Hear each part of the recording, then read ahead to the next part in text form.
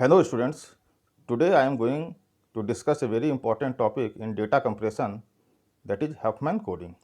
In this video lecture I will discuss Huffman coding and minimum variance Huffman coding. So let's start.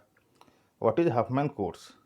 These codes was developed by D. Huffman as a class assignment. Okay. Now construction of Huffman codes is based on two ideas. In an optimum code, symbols with higher probability should have shorter code words. तो Huffman code ये कहता है कि वो symbols जिनकी probability ज़्यादा होगी उनके जो कोड वर्ड्स होंगे उनकी जो साइज होगी वो शॉर्टर होगी. ओके, तो from this first point the symbols having higher probability should have shorter code words and the symbols with lower probability should have higher code words और larger code words. तो जिनकी probability कम होगी उन symbols का code words लंबा होगा, जिन symbols की probability ज़्यादा होगी उनके code words की जो size होगी वो shorter होगी. This is the first idea. The second idea is in an optimum prefix code the two symbols that occur least frequently will have the same length. तो second जो point वो कह रहा है कि जो दो सिम्बल्स जिनकी प्रोबेबिलिटी सबसे कम होगी यानी जिनकी फ्रीक्वेंसी सबसे कम होगी, इसका मतलब उनकी प्रोबेबिलिटी भी सबसे कम होगी, उनका जो हफमैन कोड आएगा उसकी जो लेंथ होगी वो सेम आएगी. Okay, the symbols that have least frequency means जिनका अकरंस सबसे कम है और लीस्ट फ्रीक्वेंसी है तो उनकी प्रोबेबिलिटी भी सबसे कम होगी. तो वो दो सिम्बल्स जिनकी प्रोबेबिलिटी सबसे कम है उनका जो हफमैन कोड होगा उसकी जो लेंथ होगी वो सेम आएगी. ओके, तो these are the two points that when we derive code words they will follow these two things कि symbols having higher probability have shorter code words and the symbols, two symbols that have least probability will have same length of code words. Okay, और Huffman code जो होते हैं वो क्या होते हैं, prefix code होते हैं. जैसा कि हमने लास्ट वीडियो में डिस्कस किया था कि प्रीफिक्स कोड क्या होता है. प्रीफिक्स कोड वो कोड्स होते हैं जिसमें किसी एक सिम्बल का कोड वर्ड किसी दूसरे सिम्बल के कोड वर्ड का प्रीफिक्स नहीं होता है. ओके, फॉर एग्जांपल अगर कोई सिम्बल ए है और उसका कोड वर्ड है 01 तो कोई भी दूसरा कोड वर्ड 01 से स्टार्ट नहीं होगा. ऐसे कोड वर्ड्स हम कहते हैं प्रीफिक्स कोड्स. तो Huffman codes are generally prefix codes. Okay, prefix code होंगे और वो इन दो पॉइंट्स को सेटिस्फाई करेंगे कि जिन सिम्बल्स की प्रोबेबिलिटी ज़्यादा होगी उनके कोड वर्ड्स की लेंथ छोटी होगी और जो दो सिम्बल्स की फ्रीक्वेंसी सबसे कम होगी उनके कोड वर्ड्स की लेंथ सेम होगी. Okay, now this is the principle of Huffman code, or you can say also the algorithm of Huffman code. How to build the Huffman codes? We have to start with two least probable symbols and उन दो symbols से start करना है जिनकी probability सबसे कम है.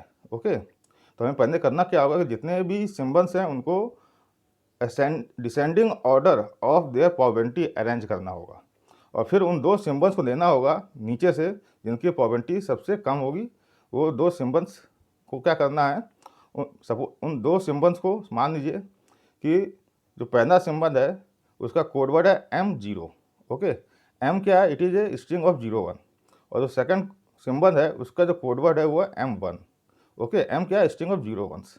तो जो नीचे के दो सिम्बल्स हमने देखा था कि जो ऐसे सिम्बल जिनकी फ्रीक्वेंसी सबसे कम होती है उनके कोड वर्ड की लेंथ सेम होती है तो उनका कोड वर्ड क्या होगा, M0 और M1, यानी कि उनका जो राइट हैंड साइड का बिट है सिर्फ वो चेंज होगा और M जो है कॉमन है.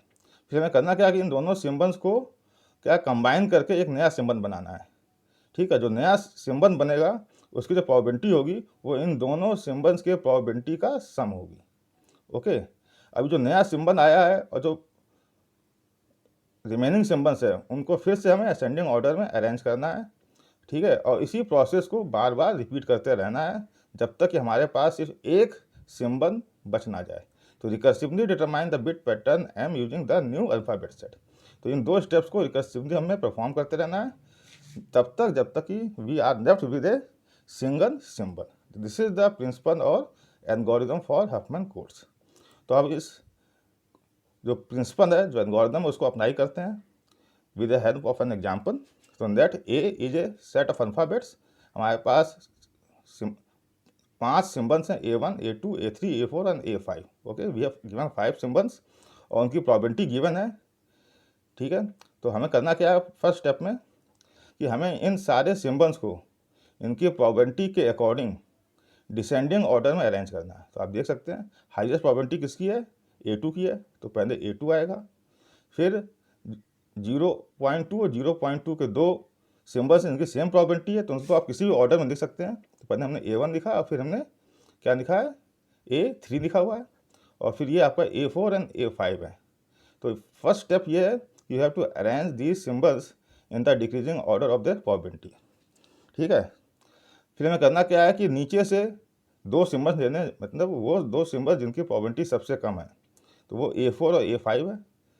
हमें करना क्या है, इन दोनों को कंबाइन करना है. कंबाइन करेंगे तो हमें एक नया सिंबल मिलेगा.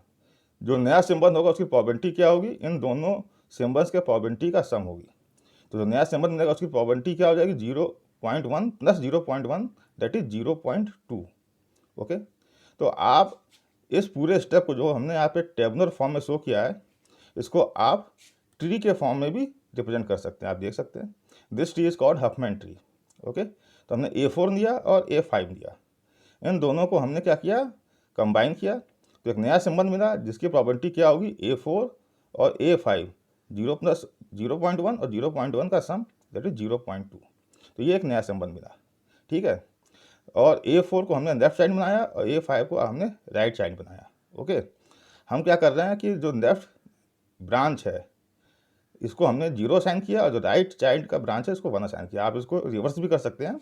हम इस पूरे वीडियो लेक्चर में जो लेफ्ट ब्रांच है उसको 0 असाइन करेंगे और राइट ब्रांच को 1 असाइन करेंगे. ओके, तो अब आपके पास कितने सिंबल्स बचे, 4 सिंबल्स बचे. एक A2 बचा, एक A1 बचा, एक A3 बचा और एक नया सिंबल इन दोनों से मिल के बना. तो आपके पास 4 सिंबल्स रिमेनिंग रह गए हैं. ओके, फिर से इन सिंबल्स को हमने क्या करना है, अरेंज करना है descending order of the probability, और फिर से दो सिंबल्स लेने हैं जिसकी प्रॉबिलिटी सबसे कम है और उनको कंबाइन करना है. तो ये है 0.2 एंड 0.2. ठीक है, जो नया सिंबल बनेगा उसकी जो प्रॉबिलिटी होगी वो होगी 0.4. ओके, तो आप यहाँ देख सकते हैं कि A3 लिया और जो नया सिंबल है उसको मैं कंबाइन किया, तो इसकी प्रॉबिलिटी भी 0.2 थी, इसकी प्रॉबिलिटी भी 0.3 और एक नया सिंबल बना जिसकी प्रॉबिलिटी 0.4 है. तो लेफ्ट ब्रांच को वी हैव असाइंड 0 और राइट ब्रांच को वी हैव असाइंड 1. ओके, तो ये जो नया सिंबल बना, अब आपके पास 3 सिंबल्स बच गए, एक नया सिंबल और 2 ये, इनको अरेंज किया तो ये ऑर्डर आ गया. ये आपका A1 है, ये एक नया सिंबल है जो कंबाइन होकर मिला है, और ये आपका क्या है, ये A1 है और this is A2 and this is the new symbol we have get during the process of Huffman code. Okay, फिर से इनको अगर हम कंबाइन करेंगे तो 0.2 एंड 0.4 करके हमें एक नया सिंबल मिलेगा जिसकी प्रॉबिलिटी होगी 0.6. ओके, आप यहाँ देख सकते हैं कि 0.4 और A1 को हमने कंबाइन किया तो प्रॉबिलिटी आ गई 0.6. ओके, आप तो now we have left with 2 symbols. एक तो है आपका A2 जिसकी प्रॉबिलिटी है 0.4 और एक जो नया सिंबल मिला 0.6. इसको आपने अरेंज किया डिक्रीजिंग ऑर्डर प्रॉबिलिटी, तो 0.6 ऊपर आएगा, 0.4 नीचे आएगा. इनको जो कंबाइन करेंगे तो हमें एक नया सिंबल मिलेगा जिसकी प्रॉबिलिटी होगी 1. ठीक है, and now we are left with a single node. अब हमारे पास एक ही सिंबल बचा है और हम यहाँ प्रोसेस को स्टॉप कर देंगे. तो this tree you can see this is Huffman tree, और इसी चीज़ को हमने यहाँ पे टेबुलर फॉर्म में शो किया है. जो एरो दिखा रहा है वो बता रहा है कि इस सिंबल और इस सिंबल जब कंबाइन किया जो नया सिंबल मिला वो एक्चुअल में ये है. और यहाँ पर भी आप देखेंगे लेफ्ट को हमने 0 असाइन किया, राइट को 1 असाइन किया है, लेफ्ट को 0 राइट को 1. ओके, तो इस तरीके से जो यहाँ पे टेबुलर फॉर्म में है दैट इज यहाँ क्या है, ट्री के फॉर्म में है, and this tree is called Huffman tree. ठीक है, इसके बाद हम क्या करेंगे कि इस ट्री को यूज करके we can assign code words. ठीक है, तो आपके पास 5 सिंबल थे, A1, A2, A3, A4, A5. हमें क्या करना है, रूट से लेके उस सिंबल तक जाना है. तो पहले हम A1 को देखते हैं. तो रूट से अगर A1 आएंगे तो ये 0.06 पे आएंगे, 0.06 से A1 पे आएंगे. जो पाथ है उसका जो बाइनरी नंबर्स हैं 0 एंड देन 1, तो A1 का जो कोड होगा वो होगा 0 1. A2 का देखेंगे तो सीधे 1 से यहाँ आ जा रहे हैं, तो A2 का जो कोड होगा वो सिंपली 1 होगा। A3 को देखेंगे तो इसका पाथ अगर रूट से देखें तो 0 देन 0 एंड देन 0, तो दिस बिकम्स 0 0 0। A4 को देखेंगे तो this become 0, this is 0 1 and 0, तो 0 0 1 0 0 0 1 0। और A5 को देखेंगे तो 0 देन 0 1 1, तो 0 0 1 1। तो these are the Huffman codes for the problem given for that one. ठीक है, तो एग्जाम में आप इस टेबलर फॉर्म से भी रिप्रेजेंट कर सकते हैं और हफमैन ट्री भी बना सकते हैं, कोई भी एक ऑप्शन यूज़ कर सकते हैं। जनरली हफमैन ट्री यूज़ करके हफमैन कोड्स फाइंड आउट करना काफ़ी आसान होता है। ठीक है, जो नोड्स हैं, जैसे यहाँ पे हमने इस नोड को राइट बनाया, इसको क्या बनाया लेफ्ट, जबकि दोनों का ही प्रॉबिलिटी सेम थी, तो आप इसको इंटरचेंज भी कर सकते हैं, इसको लेफ्ट बना सकते हैं, इसको राइट बना सकते हैं। ठीक है, आपके पास ऑप्शन है। उस केस में जो हफमैन कोड्स हैं ये चेंज हो जाएंगे। ठीक है ना, तो ये एक चीज़ जानकर रखिएगा कि हफमैन कोड्स यूनिक नहीं होते हैं, ये डिपेंड्स कि आप ट्री कैसे बना रहे हैं, किसको लेफ्ट साइड दे रहे हैं, किसको राइट साइड दे रहे हैं। तो जैसे हमने यहाँ पे इसको राइट लिया, इसको लेफ्ट लिया, अगर आप इसको लेफ्ट कर दें और इसको राइट कर दें तो you get a new set of Huffman codes. Okay, तो दिस इज द वे। अगर आपको कोई न्यूमेरिकल दिया हुआ है, सिम्बल्स दिए हुए हैं, उनकी फ्रीक्वेंसी दी गई है, तो उस फ्रीक्वेंसी से आप प्रोबेबिलिटी निकाल सकते हैं, या आपको सिंपल प्रोबेबिलिटी दी गई है, तो you can construct this Huffman tree and using this Huffman tree you can generate Huffman codes. Okay, तो हफमैन कोड करना बहुत ही आसान है। Now let's see the efficiency of Huffman codes. ठीक है ना, तो ये चीज़ हमने अभी डिराइव किया कि ये लेटर्स हमें गिवन थे, ये प्रोबेबिलिटी हमें गिवन थी, और ये कोड वर्ड्स हमने कैलकुलेट किए हैं। These are the Huffman code words. तो एवरेज कोड वर्ड लेंथ कितनी है, यानी कि एवरेज कोड वर्ड लेंथ एक सिंबल की कितनी है। ठीक है, तो क्या करते हैं, probability multiplied by length of code word, तो 0.4 into 1, 0.4 into 1 plus this probability multiplied by length of code word, length कितना है 2, तो 0.2 इंटू 2, ये हो जाएगा 0.2 इंटू 3, ये हो जाएगा 0.1 इंटू 4 एंड 0.1 इंटू 4। जब आप इसको सम करेंगे तो ये आएगा 2.2 बिट्स पर सिंबल, यानी कि ऑन एन एवरेज एक कोड वर्ड की लेंथ कितनी आ रही है, 2.2 बिट्स पर सिंबल। ओके, अब आपको अगर एंट्रोपी कैलकुलेट करनी है for these Huffman code words, तो you know the formula for entropy. तो यहाँ पे हमने इस फार्मूले को यूज किया हुआ है कि summation minus summation of probability of A I क्या होगा आपका, यहाँ पे सिम्बल्स हो जाएंगे, and log to the base B क्या हो जाएगा, यहाँ पे 2 हो जाएगा, और प्रोबेबिलिटी ऑफ ए आई जो कि आपको गिवन है। इसको जब अप्लाई करेंगे तो समेसन क्या हो जाएगा, P A probability of A1 रखेंगे तो हो जाएगा 0.2 log to the base 2 and then 0.2। इसी तरह आप पांचों सिम्बल्स का समेसन करेंगे तो यू गेट एंट्रोपी एज 2.13। तो this is the way you can calculate entropy for the Huffman code words. Okay, now you have to find the redundancy. How you can define this? This is the difference between the entropy and the average length. जो आपने entropy निकालनी है और जो average length निकालना है, इसका जो डिफरेंस होता है तो वो आपका होता है रिडंडेंसी। तो आप क्या कर रहे हैं यहाँ पे 2.2 माइनस 2.13 करेंगे, you can get 0.078 bits per symbol. तो this is the redundancy in this code words. Okay, तो in this way you can calculate average code word length, entropy, and using these two you can calculate redundancy. Okay, so this is all about your Huffman code. Now let's see the minimum variance Huffman code. ये क्या होता है, ठीक है। देखिए Huffman code और minimum variance Huffman code में बहुत ही माइन्यूट सा डिफरेंस है, और वो डिफरेंस है जब आप सिम्बल्स को प्रोबेबिलिटी के बेस पे उनको डिसेंडिंग ऑर्डर में अरेंज करते हैं। ठीक है ना, तो हमने यहाँ दोनों सिनेरियो शो किए हैं। ये हफमैन कोड की टेबल है, ठीक है, और ये हम बना रहे हैं मिनिमम वेरिएंस हफमैन कोड। यहाँ पर भी ट्री बनेगा, ठीक है, आप देख सकते हैं यहाँ पर भी ट्री बनेगा, और ये ट्री हफमैन ट्री बनाएगा, मिनिमम वेरिएंस हफमैन ट्री बनाएगा। हम ये दोनों टेबल इसमें दिखा रहे हैं ताकि आप ये देख सकें कि व्हाट इज़ द डिफरेंस जब हम इन सिम्बल्स को अरेंज करते हैं after every step in descending order, तो डिफरेंस कहाँ पे आता है। बस यही डिफरेंस माइन्यूट सा डिफरेंस है जब हम अरेंज करते हैं इन सिम्बल्स को प्रोबेबिलिटी के बेस पे डिसेंडिंग ऑर्डर में। तो फर्स्ट स्टेप में तो कोई चेंज नहीं आएगा, क्योंकि फर्स्ट स्टेप में आपको सारे सिम्बल्स दिए हैं, उनको आपको अरेंज करना है। अब जब आप इन दो सिम्बल्स को मर्ज करते हैं इन हफमैन कोडिंग, तो नया कोड वर्ड बनता है, यहाँ पर भी नया कोड वर्ड बनेगा। ठीक है, जो नया सिंबल बनेगा उसकी प्रोबेबिलिटी भी इन दोनों के सम के बराबर होगी, वो यहाँ पर भी है। अब आप ये देखेंगे यहाँ पे कि क्या हो रहा है स्टेप 2 में, कि जो नया सिंबल है उसकी प्रोबेबिलिटी आ रही है 0.2 और A1 A3 की प्रोबेबिलिटी भी 0.2 है। तो यहाँ पे जो नया सिंबल हमने बनाया है उसको हमने सबसे आखिर में रखा है। पहले A1 है, फिर A3 है और A4 है, यहाँ ठीक है ना। और यहाँ पे हमने क्या किया है कि सबसे पहले रखा है। आप देख सकते हैं ये एरो यहाँ से आकर यहाँ पे आ रहा है, तो यहाँ पे हमने इसको सबसे पहले रखा है। दिस इज द डिफरेंस, यही डिफरेंस है हफमैन कोड और मिनिमम वेरिएंस हफमैन कोड में। कि मिनिमम वेरिएंस हफमैन कोड में अगर किसी नए सिंबल का कोड प्रोबेबिलिटी अगर दूसरे सिंबल्स के बराबर है तो उसको सबसे ऊपर रखते हैं। ठीक है, यहाँ पे हमने क्या किया, सबसे नीचे रखा है। ये 3 थे जिनकी प्रोबेबिलिटी सेम थी, और ये जो सिंबल था जो हमने नया सिंबल क्रिएट किया तो इसको हमने सबसे नीचे रखा है, यहाँ पे हमने सबसे टॉप पे रखा है।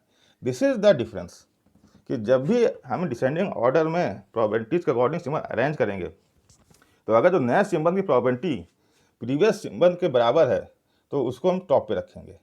This is the only difference in constructing the tree and code words in minimum Huffman coding and minimum variance Huffman coding. Okay, तो उस केस में जब आप हफमैन कोडिंग लगाएंगे तो ये कोड वर्ड्स आएंगे, और यहाँ पे जो कोड वर्ड्स आएंगे वो ये आ जाएंगे, आप ये दे सकते हैं। ठीक है ना, और इसके करस्पॉन्डिंग जो ट्री बनेगी, तो दिस ट्री इज जो हमने अभी कंस्ट्रक्ट की थी, this is for Huffman coding. और ये ट्री जो सेकंड टेबल है उसके करस्पॉन्डिंग बनाई गई है, this tree is made for minimum variance Huffman coding. और जो कोड वर्ड्स जनरेट हुए हैं लॉजिक वही है, आप रूट से जो सिंबल का नोड है वहाँ तक ट्रेवर्स करेंगे, और जो पाथ आएगा उस पाथ पे जो सिंबल्स हैं उनको कंबाइन करके आप कोड वर्ड बनाते हैं। फॉर एग्जांपल जैसे आप यहाँ A2 को देखें, ठीक है, यहाँ पे 1 है, यहाँ 0 0 है। तो अगर आप यहाँ A2 को देखेंगे तो दिस इज योर A2। ठीक है, तो रूट से यहाँ आएंगे तो 0 एंड देन 0, तो दिस इज योर A2। तो जो कोड वर्ड असाइन हो रहे हैं उसका भी लॉजिक एक है। ठीक है, डिसेंडिंग ऑर्डर में अरेंज कर रहे हैं, सिंबल्स कंबाइन कर रहे हैं, ट्री कंस्ट्रक्शन का भी लॉजिक सेम है। डिफरेंस बस यही आता है जब आप इन सिंबल्स को प्रोबेबिलिटी के बेस पे अरेंज करते हैं इन डिसेंडिंग ऑर्डर। तो अगर जो सिंबल नया क्रिएट हुआ है उसकी प्रोबेबिलिटी दूसरे सिंबल्स के बराबर है तो उस सिंबल को हम सबसे ऊपर दिखते हैं, टॉप पर दिखते हैं, और बाकी सिंबल्स को उससे नीचे दिखते हैं। इस केस में हम सबसे नीचे दिख रहे थे। This is the only difference in calculating code words in case of minimum variance Huffman codes. तो आपने देखा दोनों कोड में जो सिमिलरिटी है, जो एवरेज कोड वर्ड लेंथ है, वो उसमें कोई डिफरेंस नहीं आता है। इसमें भी 2.2 बिट्स पर सिंबल था, अगर यहाँ पर भी आप एवरेज कोड वर्ड लेंथ निकालेंगे तो 2.2 बिट्स पर सिंबल ही आएगा। ठीक है ना, बट वेरिएंस आर डिफरेंट। यहाँ वेरिएंस का मतलब क्या है कि दो सिंबल्स के बीच में जो लेंथ होती है उसके बीच में कितना डिफरेंस है। तो आप यहाँ देखेंगे कि इस सिंबल को दें और इस सिंबल को दें तो इनके बीच में 3 डिजिट्स का डिफरेंस है। यहाँ पे आप देखेंगे कि इस सिंबल देंगे तो सिर्फ 1 डिजिट का ही डिफरेंस है। तो ये जो डिफरेंस बिटवीन कोडवर्ड्स है इसको हमें कम करना है। ठीक है ना, क्या करना है, जो वेरिएंस मतलब जो डिफरेंस है उसको मिनिमम करना है। ठीक है, this is what the called minimum variance Huffman codes. ठीक है, नाउ वेरिएंस क्या होता है, it is a measure how much the sizes of individual codewords deviate from the average value. यानी कि जो हर एक सिंबल का कोडवर्ड है उसकी जो साइज है वो एवरेज साइज से कितना डिफर कर रही है। एवरेज साइज क्या है, 2.2, उससे कितना डिफर कर रही है। जितना कम डिफर करेगी वेरिएंस उतना कम है, जितना ज़्यादा डिफर करेगी वेरिएंस उतना ज़्यादा है। हमें वो वाला कोड चाहिए जिसमें वेरिएंस सबसे क्या हो, मिनिमम हो। ठीक है, अब वेरिएंस कैलकुलेट कैसे करते हैं, तो variance is computed at the squares of the difference between the average bit length and the bit length of each symbol and then a weighted sum of those by the probabilities। तो ये variance निकाला गया है, आप देख सकते हैं। It is a difference क्या होता है, स्क्वायर्स, यानी स्क्वायर करना है किसका डिफरेंस करना है, एवरेज बिट लेंथ जो आपने कैलकुलेट की है क्या थी, दोनों ही केस में सेम थी, 2.2 वो सेम आएगी, वो दोनों में चेंज नहीं होती है। तो average bit length and the bit length of each symbol, और हर एक सिंबल की जो लेंथ है उसके बीच का जो डिफरेंस है उसके स्क्वायर करेंगे, फिर उसका हम सम करेंगे, तो जो वैल्यू आएगी वो कहलाएगी वेरिएंस। तो अगर हम ट्री 1 है, ठीक है ना, अगर हम इस ट्री की बात करें, ठीक है, या इस कोड की बात करें, इसका वेरिएंस निकालते हैं और इसका वेरिएंस निकालते हैं, ठीक है ना। तो tree 1 is representing this code words and tree 2 is representing these code words. Okay, तो ये वैल्यू आएगी, ये क्या है, लेंथ है minus 2.2, this average bit length है, इसका स्क्वायर किया और उसको मल्टीप्लाई किया किससे, उसकी प्रोबेबिलिटी से। उसी तरीके से 1 माइनस 2.2 है, ठीक है, 2.2 is the average bit length. 1 क्या है, साइज है, ठीक है ना, आप देख सकते हैं साइज ऑफ A2 कितना है, 1 है, साइज ऑफ A1 कितना है, 2 है, साइज ऑफ A3 कितना है, 3 है, तो इसी को यूज़ करना है, ठीक है। तो 1 माइनस 2.2 को माइनस करके उसका होल स्क्वायर निकालना और उस सिंबल की प्रोबेबिलिटी से ऐड किया, तो finally you get 1.36। This is a variance for Huffman code. और जो सेकंड टी था जो उन्होंने आया था मिनिमम वेरिएंस हफमैन कोड के, उसकी अगर वेरिएंस निकालें तो ये आता है 0.304। तो आप देख सकते हैं कि जो मिनिमम वेरिएंस हफमैन कोड होता है उसमें वेरिएंस कम आता है as compare to Huffman code, ठीक है ना, क्योंकि मिनिमम वेरिएंस हफमैन कोड में जो सिंबल्स होते हैं उनकी जो साइज होती है वो एवरेज साइज से ज़्यादा उनके उसमें डिफरेंस नहीं होता है, इसलिए वेरिएंस कम आता है और इसमें वेरिएंस ज़्यादा आता है। ओके, तो from using this formula you can calculate variance. Now अब सवाल ये होता है कि दो कोड वर्ड्स हैं, ठीक है, अगर आप ये जो ट्री बनाई है ये हफमैन कोड यूज करके बनाई है, ये जो ट्री बनाई है वो मिनिमम वेरिएंस हफमैन कोड के अकॉर्डिंग बनाई है, ठीक है, तो दोनों ही हफमैन कोड हैं, तो इसकी ज़रूरत क्या है, आखिर मिनिमम वेरिएंस हफमैन कोड की ज़रूरत कहाँ पड़ती है, ठीक है ना, why we prefer minimum variance Huffman codes. तो उसका लॉजिक समझना है यहाँ पे। देखिए, अगर जो डेटा है उसको कंप्रेशन करके सिर्फ स्टोर करना है तो दोनों में कोई डिफरेंस नहीं है, साइज उतनी आएगी, चाहे आप हफमैन कोड यूज़ करिए चाहे minimum variance Huffman code use करिए, क्योंकि दोनों ही केस में एवरेज बिट लेंथ जो है 2.2 बिट्स है, ठीक है। तो जब एवरेज बिट लेंथ ही सेम है तो कंप्रेशन के बाद जो साइज आएगी वो भी सेम आएगी। ओके, जैसे कि एवरेज कोड वर्ड लेंथ कितनी है, 2.2 बिट्स, और आपके पास जो डेटा है उसमें 1000 सिंबल्स हैं, तो साइज कितनी हो जाएगी, 2.2 इंटू 1000, तो 22,000। तो क्योंकि एवरेज कोड वर्ड लेंथ दोनों ही केस में हफमैन कोड और मिनिमम वेरिएंस हफमैन कोड में कभी चेंज नहीं होता, सेम ही आता है, तो आफ्टर कंप्रेशन जो साइज होगी वो सेम ही आएगी।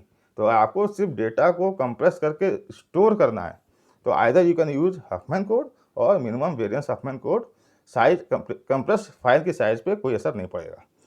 मगर जब आप इसी डेटा को ट्रांसमिट करते हैं over a network sender to receiver, यहाँ पे इन दोनों में डिफरेंस आता है, उसको देखते हैं। हमने यहाँ दो केस लिए हैं फॉर बेटर अंडरस्टैंडिंग। हमने कहा कि जो सोर्स है वो जो स्ट्रिंग जनरेट कर रहा है उस स्ट्रिंग में सिर्फ दो ही सिंबल्स हैं, A4 एंड A5, यानी कि वो स्ट्रिंग जो जनरेट कर रहा है फॉर सम टाइम पीरियड उसमें सिर्फ A4 और A5 ही सिंबल्स आ रहे हैं, A1 A2 A3 आ ही नहीं रहे हैं, ठीक है। तो जो फर्स्ट कोड है, अब अगर फर्स्ट कोड का मतलब है हफमैन कोड, सेकंड कोड का मतलब है मिनिमम वेरिएंस हफमैन कोड का यूज़ कर रहे हैं। तो अगर आप हफमैन कोड यूज़ कर रहे हैं तो हमने देखा था A4 की जो कोड वर्ड की लेंथ है वो कितनी है, 4 है, और A5 की भी 4 है, ठीक है।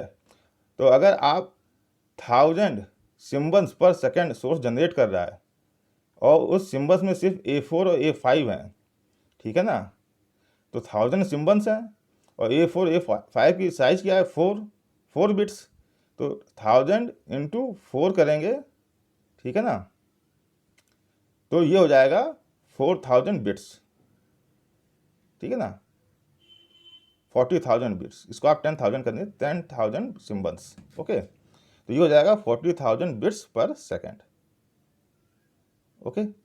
और अगर सेकंड कोड यूज़ करेंगे तो सेकंड कोड में A4 का जो बिट लेंथ है, कोड वर्ड लेंथ है वो 3 है और A5 की भी 3 है, वो आप देख सकते हैं, आप यहाँ पे देख सकते हैं। A4 की भी 3 है, A5 की भी 3 है, यहाँ पे A4 की साइज़ 4 है, A5 की साइज़ 5 है, ठीक है ना। तो और 1000 सिम्बल्स हैं, तो कितनी साइज हो जाएगी, सॉरी 1000 जगह आप 10,000 काउंट करिए, 10,000 मल्टीप्लाइड बाई 3 होगा 30,000 बिट्स पर सेकेंड। तो अगर को हफमैन कोड यूज हो रहा है तो सोर्स जो पर सेकेंड बिट्स जनरेट कर रहा है वो 40,000 करेगा, और सेकेंड कोड यूज कर रहा है यानी minimum variance Huffman code use कर रहा है, तो उसी केस में वो पर सेकेंड जो नंबर ऑफ बिट्स जनरेट करेगा वो 30,000 करेगा, ठीक है। अब आप ये समझ लीजिए कि जो आपकी ट्रांसमिशन कैपेसिटी है वो 22,000 बिट्स पर सेकेंड है, यानी कि जो आपका ट्रांसमिट कर सकते हैं पर सेकेंड वो आप 22,000 बिट्स ही कर सकते हैं। तो फर्स्ट केस में क्या होगा कि आप 40,000 बिट्स पर सेकेंड जनरेट कर रहे हैं और ट्रांसमिट आप मैक्सिमम कर सकते हैं 22,000 बिट्स पर सेकेंड। तो जो एडिशनल 18,000 बिट्स पर सेकेंड है उसको आपको बफर में स्टोर करना पड़ेगा, कहीं ना कहीं आपको एक बफर यूज करना पड़ेगा, उसमें इसको स्टोर करना पड़ेगा, क्योंकि आप पर सेकेंड 22,000 बिट्स ही ट्रांसमिट कर सकते हैं और प्रोडक्शन हो रहा है 40,000 बिट्स। और सेकेंड केस में जो बफर होगा उसकी साइज उसमें कितना स्टोर करना पड़ेगा 8,000 बिट्स, तो 10,000 बिट्स का डिफरेंस है यहाँ पे आप देख सकते हैं, ठीक है। तो लॉजिक ये होता है कि जितना ज़्यादा आप बफर में स्टोर कर रहे हैं तो हमें ये डिसाइड करना होगा कि बफर की साइज़ कितनी होनी चाहिए, कितना हम साइज़ बफर दें कि जो एडिशनल डेटा है उसको स्टोर कर सकें। तो अपर लिमिट डिसाइड करना थोड़ा बहुत ही डिज़ाइन प्रॉब्लम है। तो हमारी रिक्वायरमेंट होती है कि जो बफर है उसमें हमें कम से कम डेटा स्टोर करना पड़े, और वो तभी हो पाता है जब हम minimum variance Huffman codes use करते हैं। अगर सेकंड केस में जिसमें कि जो स्ट्रिंग जनरेट हो रही है A2 हो रही है, तो फर्स्ट कोड में कितना आएगा 10,000 बिट्स, ठीक है ना, क्योंकि A2 की साइज़ कितनी है 1, और सेकंड कोड में जो A2 सिंबल है उसके जो कोडवर्ड है उसकी लेंथ है 2, तो यहाँ 20,000 बिट्स आएगा। तो यहाँ पे ट्रांसमिट करना है 22,000 बिट्स पर सेकेंड, और ये दोनों ही संख्या कम है, तो यहाँ पे कितना कम है 12,000, और यहाँ पे 2,000 ओनली। तो यहाँ पे क्या डेफिसिट जो है कम है। तो हमें यही देखना है कि हम इस जो हमारे ट्रांसमिशन है चैनल है उसको हम कितना फुली यूटिलाइज कर पा रहे हैं। तो यहाँ पे आप इतने बिट्स कम यूज़ कर रहे हैं, यहाँ पे सिर्फ 2,000 बिट्स यूज़ कम कर रहे हैं, और इसलिए हो रहा है क्योंकि जो दो सिम्बल्स हैं उनके बीच में जो वेरिएंस है सिम्बल्स का वो कम है, ठीक है ना। तो जो बफर होता है उसको उसमें हमें क्या करना है, जो एडिशनल बिट्स प्रोड्यूस हो रहे हैं कैपेसिटी से ज़्यादा हो रहे हैं उसको हमें स्टोर करना है और उसको हमें मिनिमम रखना है, ठीक है ना। तो this is why we use minimum variance Huffman codes when we transmit data from one source to another source. तो जब ट्रांसमिशन करते हैं ओवर नेटवर्क तब हम मिनिमम वेरिएंस हफमैन कोड्स को प्रीफर करते हैं ओवर हफमैन कोड्स। अदरवाइज अगर सिर्फ कंप्रेस करके स्टोर करना है तो we can use either one of the techniques, you can use either Huffman code और you can use minimum variance Huffman codes, okay. तो आप कुछ भी यूज़ कर सकते हैं, कोई डिफरेंस नहीं है, क्योंकि एवरेज कोडवर्ड लेंथ दोनों ही केस में आपको सेम मिलेगी, ओके। तो in this video lecture what we have seen कि what are Huffman codes, okay, what is the principle behind Huffman codes, how we can construct Huffman codes, and what is the main difference between Huffman code and minimum variance Huffman code, and what is the advantage of minimum variance Huffman codes. So I hope you will be able to understand all these concepts. Please like, share and subscribe the channel. Thank you.